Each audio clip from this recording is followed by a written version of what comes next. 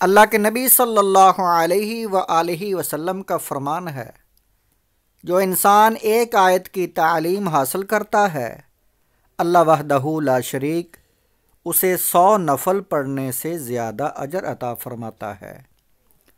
سورۃ بقرہ آیت نمبر 112۔ بلا من اسلم وجہہ للہ وہو محسن فلہ اجرہ عند ربہ ولا خوف علیہم ولا هم یحزنون۔ ترجمہ کنز العرفان۔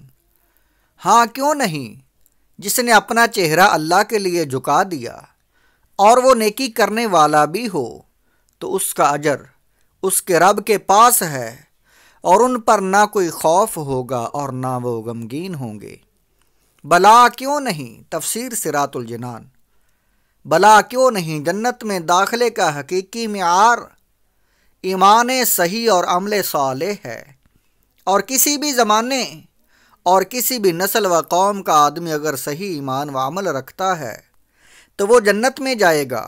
البتہ یہ یاد رہے کہ نبی کریم صلی اللہ تعالی علیہ وآلہ وسلم کے اعلان نبوت کے بعد آپ کی نبوت نہ ماننے والے کا ایمان قطعاً صحیح نہیں ہو سکتا، اور کوئی بھی عمل ایمان کے بغیر صالح نہیں ہو سکتا۔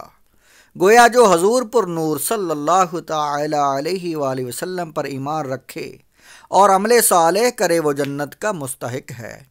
چونکہ یہودیوں اور عیسائیوں نے کہا تھا کہ ان کے سوا کوئی جنت میں داخل نہیں ہوگا، تو اس کے جواب میں فرمایا گیا کہ ان کے علاوہ کوئی جنت میں کیوں داخل نہیں ہوگا، جبکہ اللہ تعالیٰ کا قانون یہ ہے کہ جو بھی ایمان صحیح اور عمل صالح لے کر آئے گا وہ جنت میں داخل ہوگا۔